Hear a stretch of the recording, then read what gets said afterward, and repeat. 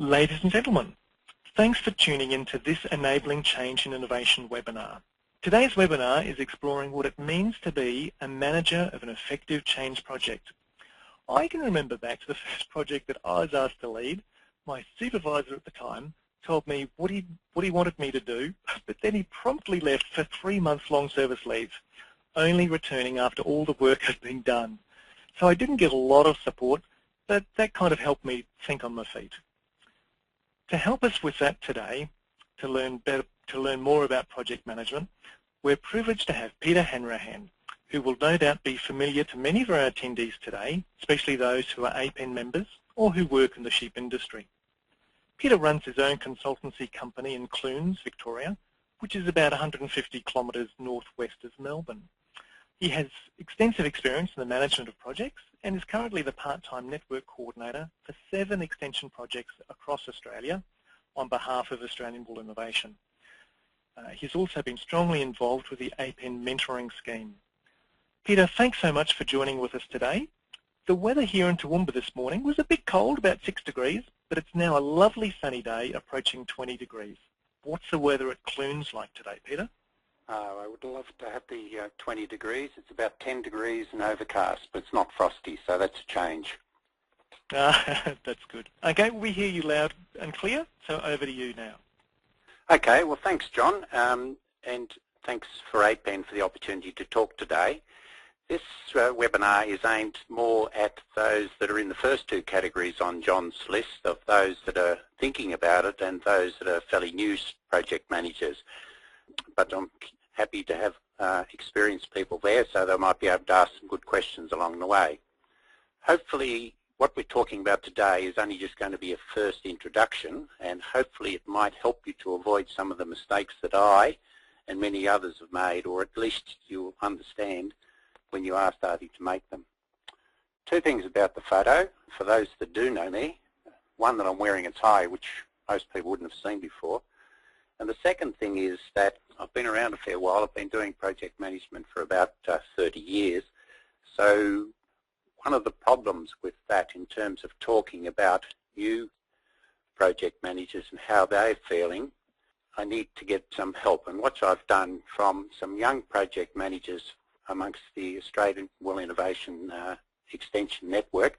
So each of these 4 people on your screen are new project, or reasonably new project managers, and they can remember what it was like when they were thinking about it, and also just the early stages of what project management was like. And I'd like to thank those, Shelley Anderson from DPI in Orange, New South Wales, James Tyson from Tasmanian Institute of Agriculture in Tasmania, Nicole Salur from DAF in Charleville, and Penny Keynes from Rural Directions in South Australia. So thanks for your help. Now, just as a bit of a diversion, I'd like to get you to think about a sporting club that you may be involved in. And my apologies to people who don't play sport. Just think about the choir or some other group that you're involved with. Imagine you're, and I'll just concentrate on the sporting club, and you can think about the other clubs that you belong to. You play once a week, you train once or twice a week, and you socialise with your fellow players after the game. Don't particularly like the coach or all that much, but it's not really a great hindrance because you really do like him playing, and you enjoy the company of the players. But one night you get an approach from the president, who you know a little bit, you don't know them all that well, he or she, and they drop a bombshell. The coach has been fired and you're now the coach. So now you think about it, your whole world is turned upside down. You just go from being a player to being a coach. And now you're going to have to organise training, think about your relationship much more with each of the particular players to make sure that you can get the most out of them. And also you're going to have to interact with a whole lot of people in the club who you really have seen at the games, but you haven't really had much to do with, such as the treasurer when you want to get some funds, the secretary when you get things organised. Also the club sponsors will want to talk to you, and probably there'll be a whole lot of other people around the club who feel that it's their right to talk to you. The other thing amongst this too is that your relationship with the fellow players has changed forever. You're now the leader, and one or two of the players possibly think that you now have got the role that was rightfully theirs. So I use this analogy because in terms of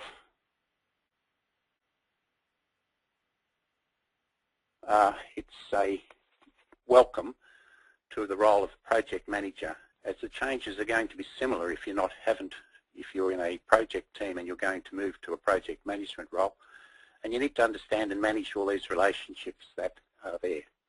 Now, in terms of, I've just got a slide on project managers, and all the experienced project managers will say, well, what about some other aspects? But I'll just say, as a starting point, here's some of the ways the project can be carved up. So that in terms of if it's an extension project in agriculture, there's a delivery phase, there may be evaluation or will be evaluation that you need to undertake. There will be staff negotiations, communications and public relations, talking to the media, reporting to your funders and also to your organisation and probably to your stakeholders as well. There will be finances. In the past you may not have had much to do with this, and then all of a sudden you've got reports to write and you've got to understand how your financial system works so that you can get an idea of whether or not the funds are being expended at the right time. There'll be a whole heap of non-planned issues. They'll keep coming at you. There's final reporting and also celebrating your successes. I think that's one thing that I've been fairly poor at in my career, is celebrating successes and thanking people along the way that have helped me on the way.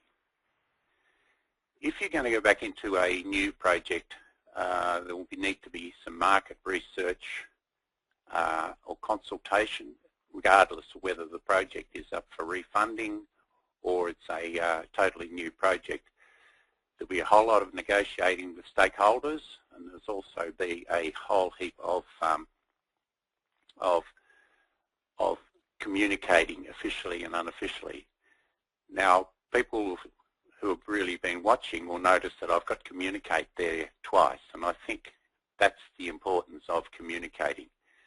Now, others will say, right, well, you've forgotten such and such, but it tends to be rolled into a whole heap of each of these areas, and depends on the particular project that you're involved in. One thing that you will, if you've come in from outside, is that you may be an expert in extension delivery or in communicating with the media or in evaluation. What you're moving into now is a whole heap of projects. So that in terms of a whole heap of different aspects of it, and none of them you're going to be able to be good at all of them. So in terms of, this can be very bewildering in terms of doing it, but one thing to keep in mind is a whole heap of people who have been able to cope with this in the past. Hopefully, as a new project leader, you'll come in on this operational side of things so that the project will be set up and I've advertised for a manager and you have got the job. So in terms of it's important that you get this opportunity. If you come in on this side and have to start from scratch, I think you're going to need some outside help in that regard. I won't go into these processes all that much at this stage, but there's a whole heap of project management courses and things that you can do, and I'll touch on again on in a moment.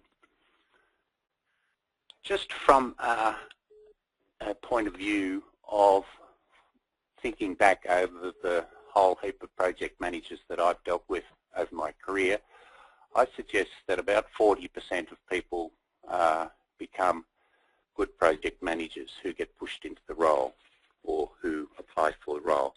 And we'll talk a little bit more about that later on, but I suspect that that level is starting to rise fairly dramatically in the last 10 years as people who are applying for the jobs know what the job's about and also is that organisations know how to select people and also how to manage them. So, John, I might leave it at that and just ask for any questions or comments at this stage. That's great. Thanks, Peter. And if you just go to the next slide. Yes, there we go. So, folks, if you haven't had a chance yet, can you just type your questions down the bottom? But at this stage, there are actually no questions, Peter. You've covered it really well. So can you move to the next section, please? Okay. Righto. I'll just have a quick drink of water.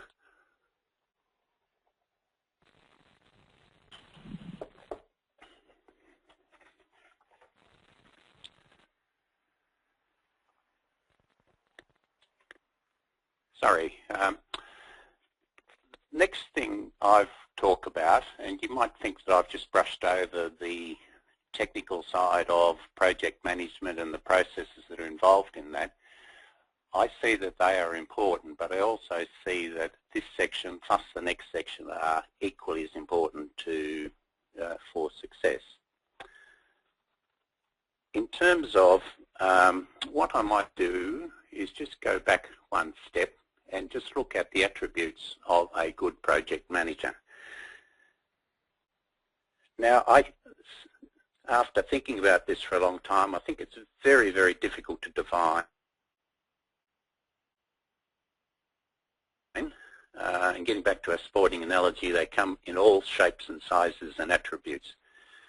20 years ago, I might have had be able to say that what the attributes are, but I've seen some surprising failures and also some unlikely successes, people who you think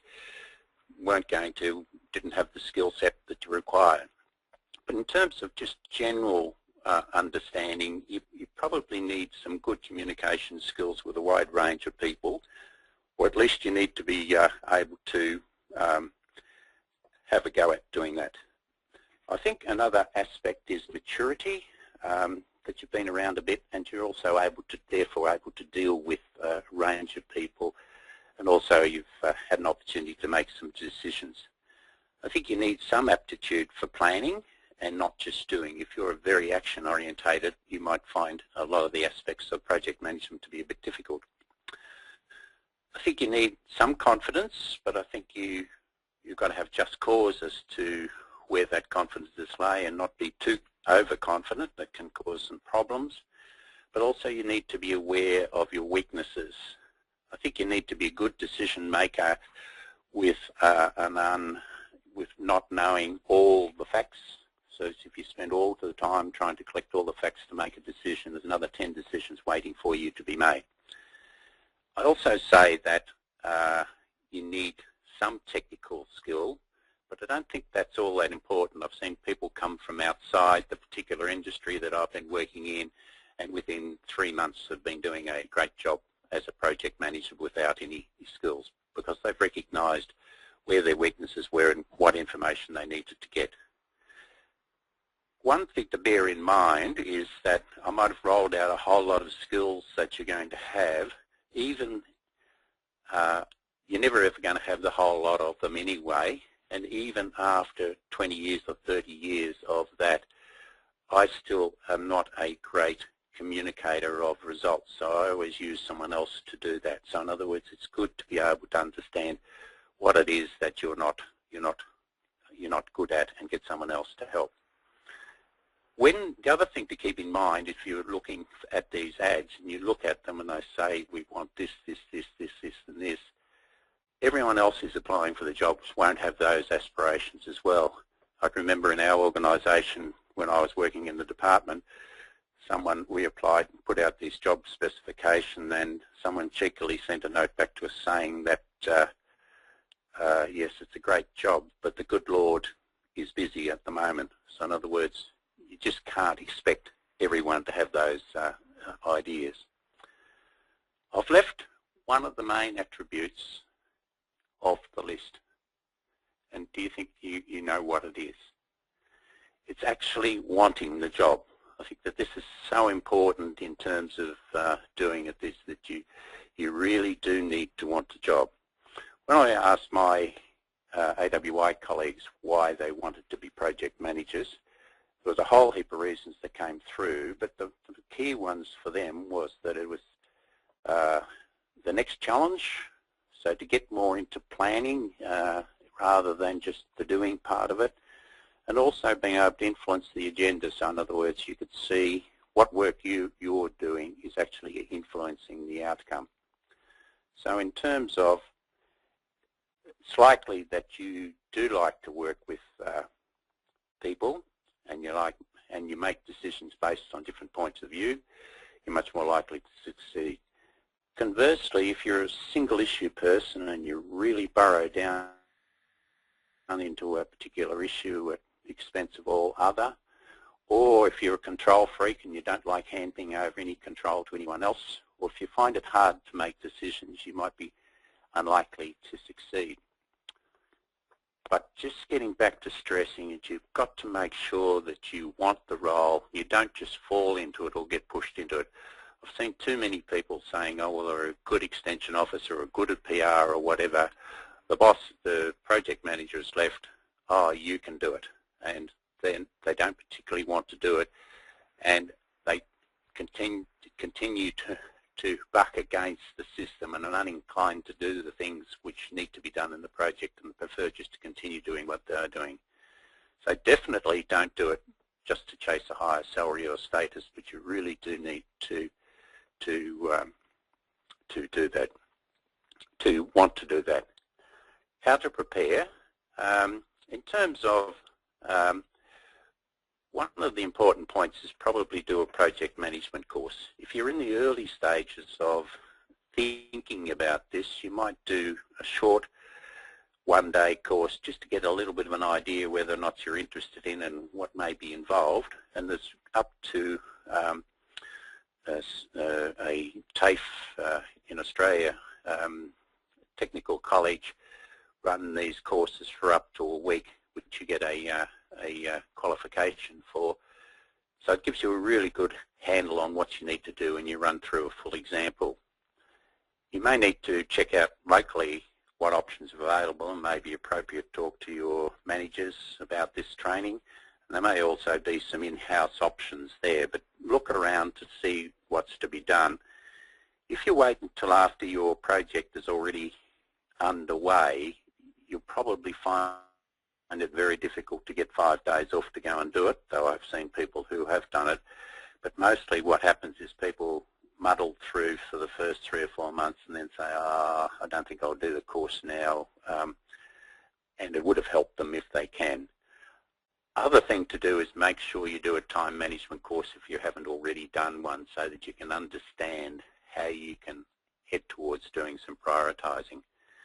Another thing to do in terms of preparing is probably talk to your bosses and other project managers about to get an assessment of whether or not you've got some potential here and what you may need to concentrate upon, and also seek advice externally from other people just to see what's going on. Some issues once you've got into project management, and that big heap of people who have new project managers will have seen, is that one of the biggest mistakes, and definitely I put my hand up here, is trying to continue to do what you did before. So if you're in extension or PR, even if you're good at it, and you move up to the project management role, you can't continue to do what you were doing before, at least not at the level that you were doing. So you have to concentrate on making sure that your new project management is the priority. And the pressure will be there that from other people who have known you, especially if you were good at what you were doing before, saying, oh, we need you in Western Australia or New Zealand or somewhere to come and deliver some seminars. You're the best person to do it in your particular expertise. The problem is that that's conflicting with what your project needs are, and so you're going to struggle in that way if you're going to try and do the whole lot. I think you need to estimate what it is you need to get done in 40 hours, and you can realistically cover yourself, and so you need to be working smarter than not harder. So that to do that, you need good disciplined time management, and you definitely need to learn to say no. One other thing that's important for a new project manager is to draw a line in the sand when they get the project, because the position might have been vacant for 4 months and you are now on the job, and the manager say, well, look, we're behind time, you have to go and catch up. Well, that's not your responsibility. You're not responsible for the missed milestones, and so you may need to negotiate outcomes expected with your management and your funders. So just make sure that you don't cop the responsibility for prior history. You are, in your role, just getting back to the football or netball coach, is that you are there trying to influence people for the betterment of the project rather than bossing them around. Quite often you won't have line management of the people who are working with you. So in terms of you're going to have to be able to encourage them for the benefit of their own project. Look to other people for help. That's a very important aspect, especially in areas, even including areas that you're good at. Consult people that you may not have worked with before, such as finance managers, your human resources section, communication, whatever, and just look for information as wide as possible. Seek help if you're struggling, if you're having trouble, so with your managers or other people. We've all been there. And look for mentoring from other project managers from both within and outside your organisation. So in terms of, it's just a matter of using your nous to make sure that you're not overworking, but also to understand when you're floundering. So make sure that you continue to take your holidays and and let someone else manage the project. So in other words, you don't continue to work yourself into the ground. So just in terms of what the personal rewards, when I talked to my colleagues, they indicated that, and this has already been talked about, was surprised them about the challenge of dealing with the breadth of skills and juggling the activities and making the decisions. This can be very, very frustrating, but they also found that they mentioned it was very rewarding. A relative independence of the job, that's one of the things that they indicated, which was interesting, that they're told, here's the job, get on with it. They also found there was great satisfaction in watching the project flower as a result of their input. So in other words, that's one of the reasons why they got involved in it. They felt that the set of skills that they were building up were transferable to a wide range of other roles, and also was good introduction to management. So maybe, John, what I'll do there is pass it back to you and just see if we have got any questions or comments at this stage. Yeah, great. Thanks, Peter. And yes, we do indeed. A few people have commented, by the way, they really like your sporting analogy of netball and relating that to a project. So that's helped a number of people. So there's a number of questions. So I might just start with the first one. That is, Peter, do you have any hints or tips for how to effectively hand over a project to someone?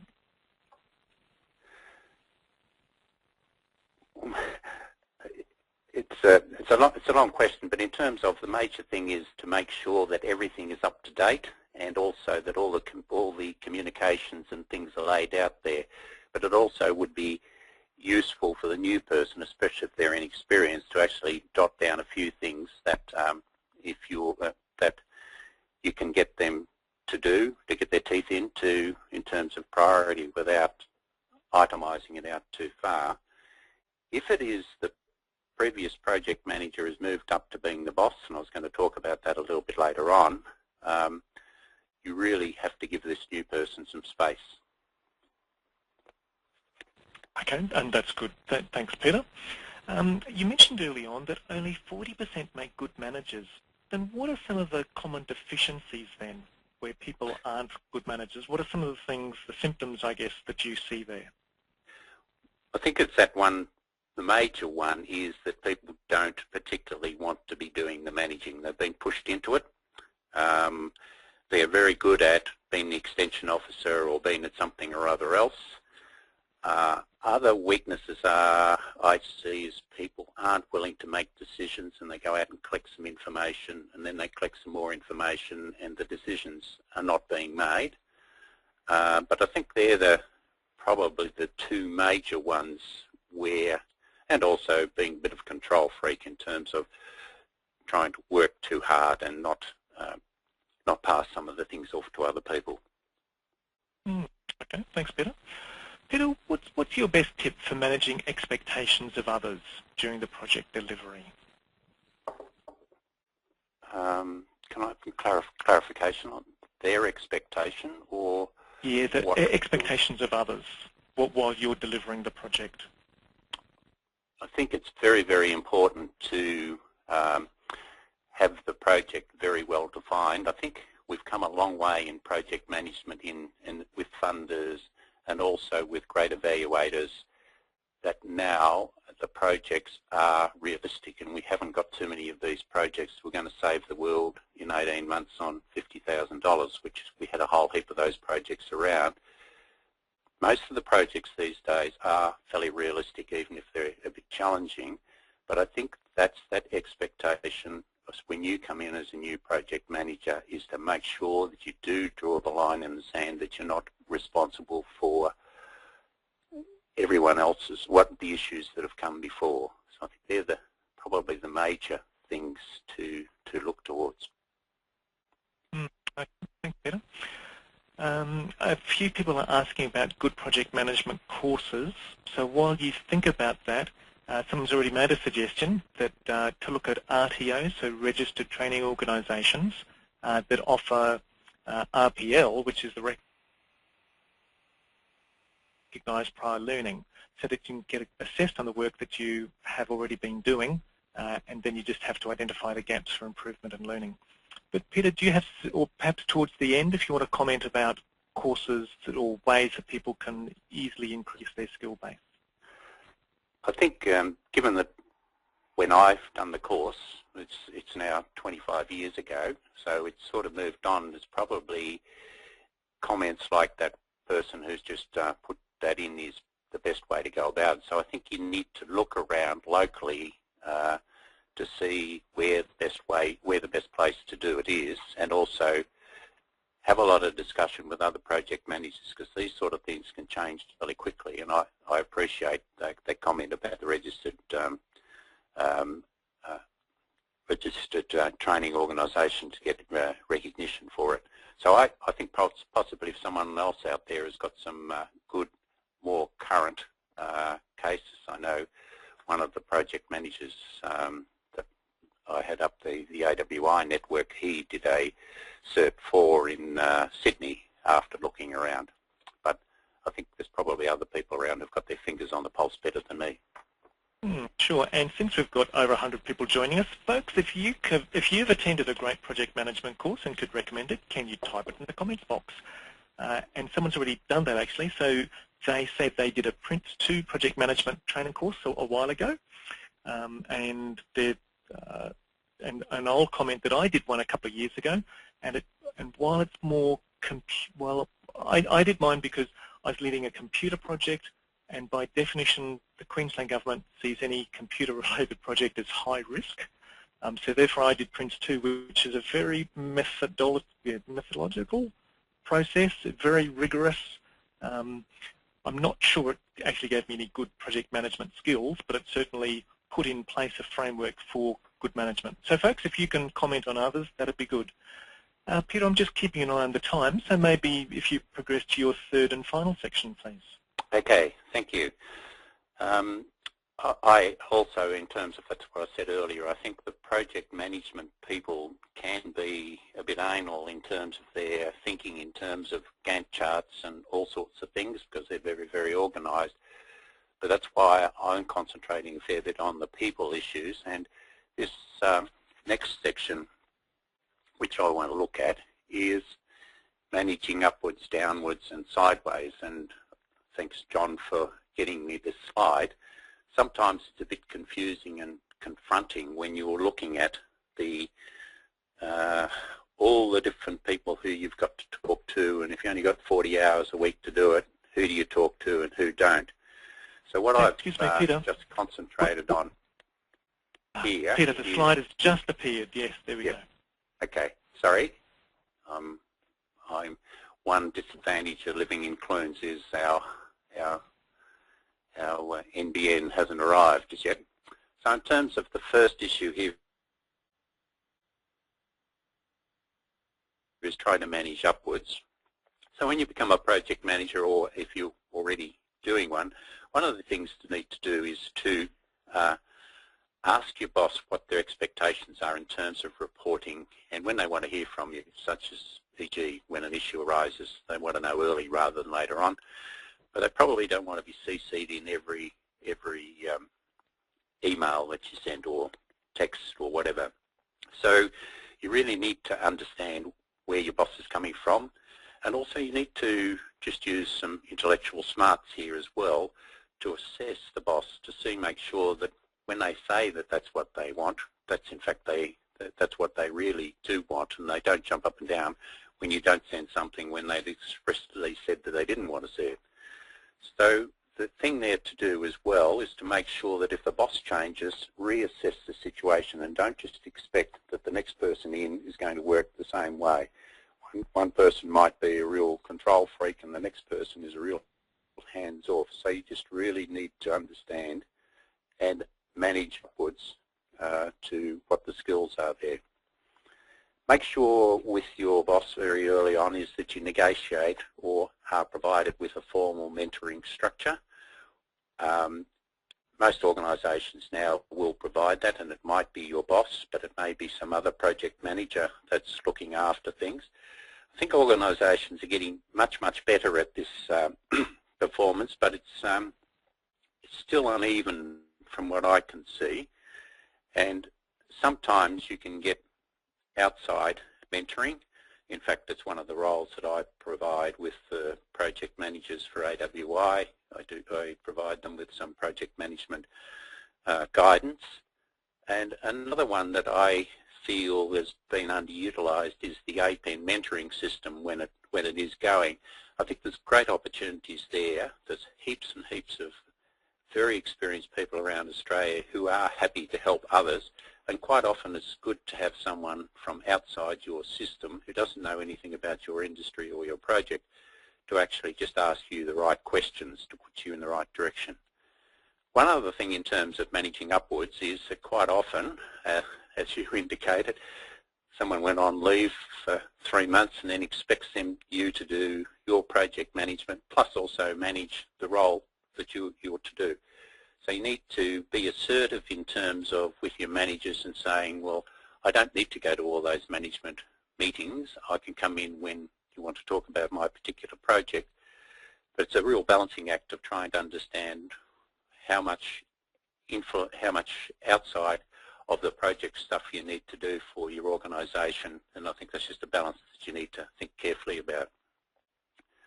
So in terms of, we talked about managing upwards. The next issue is looking to manage downwards, and this sometimes can be a real problem, especially if you have moved from being one of the team to the project manager.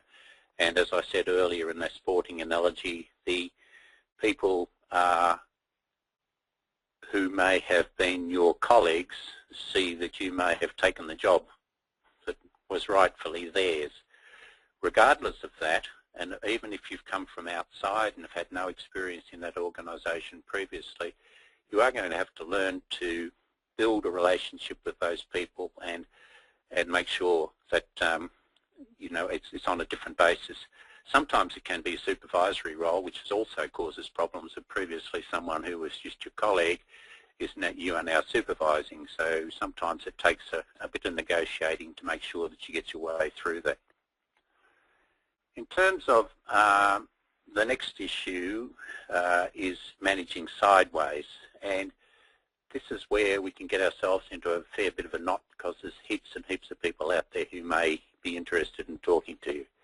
Probably the key one is the funder, and there may even be more than one funder involved. So you need to understand what it is and use some empathy to understand what it is that they want, and make sure, again, what are the written and unwritten needs here.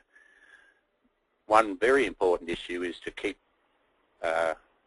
milestones up to date and with quality, and a key issue is to make sure that you have good communication if something is going wrong or something changes, that you get in early with your funders and tell them there's a particular issue and involve them in the decision making. There's nothing that funders hate more than getting a milestone report and finding that something went wrong 6 months ago and they didn't know about it, or if someone leaves and then there's a big gap. So make sure there's no surprises.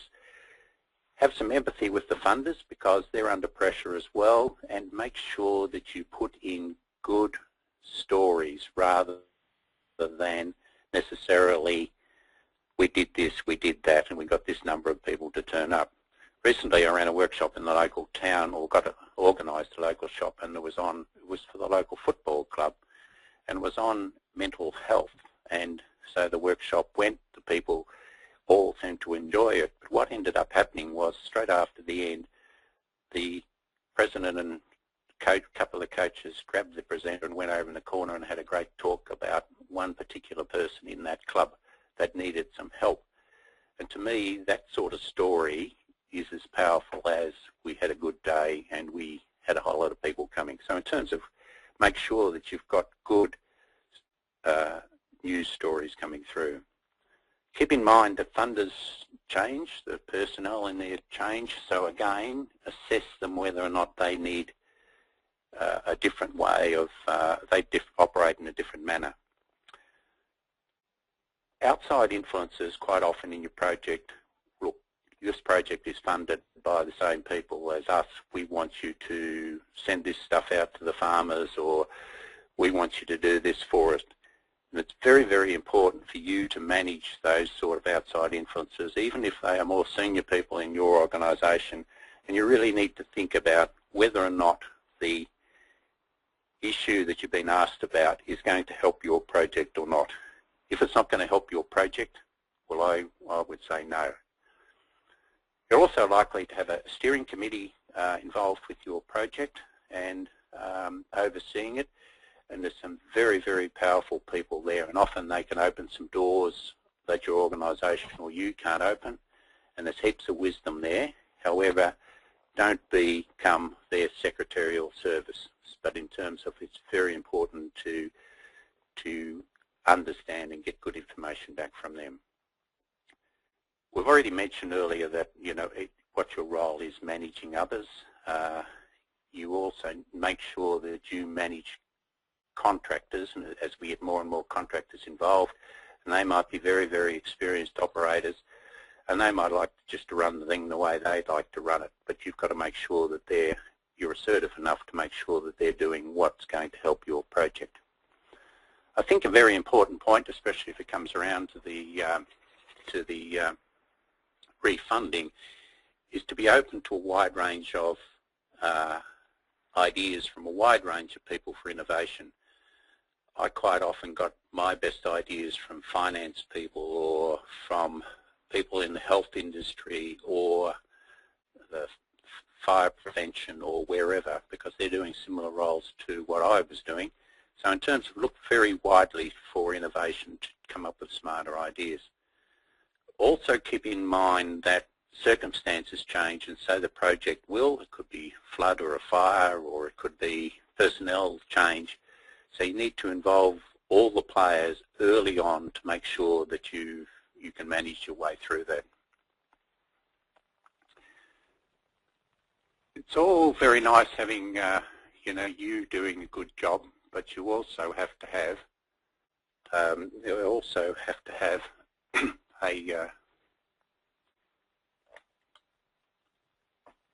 I'm having troubles.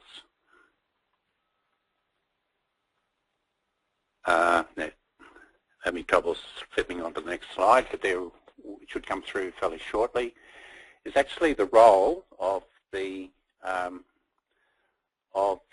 project manager's manager. I've already mentioned that if you as the project manager has moved up into a program manager and we've put a new project manager on, you need to be fairly careful about what you tell them to do now that they're in your old role. So it's very important though for the project manager's manager to don't just appoint and forget, to make sure we've got clearly defined reporting and mentoring put in place, and have some good empathy for the new person that's come into that role. So you need to have good debriefs to listen and guide rather than tell.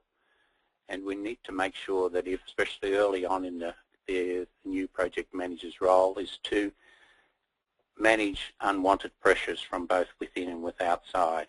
In terms of, it's very important to communicate clearly with the project manager, especially if they're doing a really good job, that there is future in staying in this project. Quite often I've seen project managers leave after 2 years into a 3-year project because they're worried about their future support. So it's very important for project managers to talk to their project managers, program managers to talk to their project managers to say, look, we're working our way through and we're looking for a new project funding and we'll look for a good role for you. Also, I think that you have to act or move on people who aren't performing. Either give them an opportunity to help, but in terms of if they're standing in the way and not doing a good job, you may have to move them on. I've seen situations where the project manager has been moved on and someone else has come on and that project's come along in leaps and bounds. So in terms of, I'll just summarise, John, just to finish here, and that in terms of overall, we can't talk all about project management, but you alone need to decide that you want the job. I think it's very important. You need that desire and you need some of the skills, but you're never ever going to come along with the whole heap of them, and you're never going to end up with the whole lot of them either. You need to be willing to learn and listen and communicate. It's a new challenge and the skills are very transferable to other projects or other organisations. Seek good mentoring, and you need to be disciplined to manage yourself and others is in this new role. Initially it's daunting, but I think it's rewarding, and one of the things that always kept me in good stead was there's a whole lot of other people who have gone into this and have succeeded. So in other words, I can too. So John, maybe back to you, and I've just got my contact details there if someone wants to. Right. That's good. Okay, thanks for that, Peter. So folks, this is what happens when you ask over 100 people a question. So thank you so much to all those who have suggested different project management courses. What I'll do is, instead of taking up time now, I'll summarise those and pop those in the email that I'll send to everyone after today's event. But thank you to all those who sent in their suggestions. So Peter, a question for you. How do you manage the multiple tasks and jobs that you need to do as a manager? For example, your own actions, your to-do list, from the numerous different committees and meetings that you get involved with as a project manager? That's in terms of where the priorities are very important, and also that ability to say no. In terms of, you probably need to have some sort of,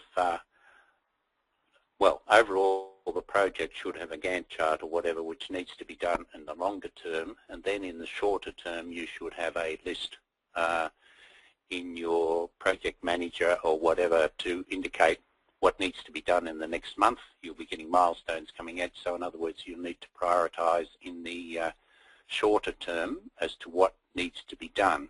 But in terms of, it's just so important that you've got to get to the decisions made fairly quickly, even if quite a number of them are wrong, because you just can't afford to sit back and wait. So in terms of, I think it's a matter of each person doing it in a different manner. I just looked at the bigger picture and have that very well mapped out. I also then have a shorter term issues mapped out which I need to get done over the next week or two or a month. Sure, okay. And that's good for you, Peter, managing yourself as a project manager. There's another question now about, well, you know, everyone's busy. How do you encourage people who don't report to you to act promptly with your requests? Like, what's your cattle prod? I just tend to keep at them in terms of keep prodding them, but depending on who manages that particular person, that if you're not getting out of line from them, in terms of if you're the manager, well, you call them in and ask them to say, well, this is what the expectation that I've got, and please achieve it. If they're managed by somebody else, well, you go and see them and basically indicate that if they don't lift their performance, I'll shift them out of the project, and we'll get someone else to do their role. Okay, thanks, Peter. So, question here: well, what about though when you've taken a job that nobody wanted? That can create a different dynamic with staff who were your peers. Any thoughts about that? Yes, I think the most important thing is that no one else wanted it, but you really wanted it. I think if you really want it and you show enthusiasm and whatever, that's a very, very good starting point. I think it's a matter of just talking to all those players, and in fact, when you take on the project management role, you do need to go and talk to a wide range of people and try and get a bit of a history on the project and why the last person left, have a really good understanding of where the dynamics were and who they got on well with and who they didn't. And so you just have to really try and work on those particular people that are out there as best you can. But also, again, this gets back to the capacity of being able to shift people on if they aren't willing to do what it is that you want them to do. Okay, thanks, Peter. And last question: what are some of the important things to look for in assessing the project design as the incoming project manager? Probably the important point is that the project is very clear and that it is its objectives are challenging but achievable in the time frame. And one of the big step forwards with the Jeff Coots's and other evaluators have done is they've been really good at challenging the of the project to, well, why you say you're going to do that? So one of the things that I would do is make sure that I read fairly effectively the evaluation, and if it's not really up to scratch, I would be getting, you know, what we do in all our AWI projects is do a desktop assessment, get someone to do a desktop assessment of the project as to where it's at and are the processes in place and whatever, and that might be a good opportunity to get a decent handle on where the project's at. Right. Okay. Well, Peter, thank you very much. Time has come to an end, so thank you very much for the great presentation that you've done and for helping us to better understand the ins and outs of good project management. Now, folks, as most of you would know, I've created a LinkedIn group and also a Google Plus site, both called Enabling Change and Innovation. This is where we can continue the discussion after today's webinar. So just pop on over there, join the conversation. If your question didn't get answered today, then you can ask it over there. Within the next day or so, I'll send out an email with a link to the group and also a link to my blog where you can find the recording of today's webinar and also those presentation slides. Today's webinar has been brought to you by a partnership between the Queensland Government, for whom I have the pleasure of working, APEN, the professional organisation for extension in Australasia, and Citrix GoToWebinar, which is powering today's webinar. Just a few words about APEN. If your work involves facilitating change in industries, communities, and the way we manage our natural resources, then you might like to find out a bit more about APEN, and there's a few ways you can do that. There's obviously the APEN website, but you can also join the LinkedIn group, and there's also Twitter and Facebook. Folks, I love using SurveyMonkey for our follow-up survey, and the monkeys will be waiting to read your responses. And of course, if you ask for a free trial, don't forget to give us your contact details. Now, once you've completed the post-event survey, I'll ask the monkeys to swing it over to you, to swing you over to our user voice site, as you can see on the screen. So this is where you can nominate and vote on future topics. So folks, that's all for today. Thanks for coming along and interacting with us. It's been great to have people from right across Australia, New Zealand, and even over in Canada joining us live today. So that's been great. I'll look forward to seeing your comments and ideas over at our LinkedIn and Google Plus sites. So thanks everyone. Wishing you all the very best until we meet again. Hooroo for now.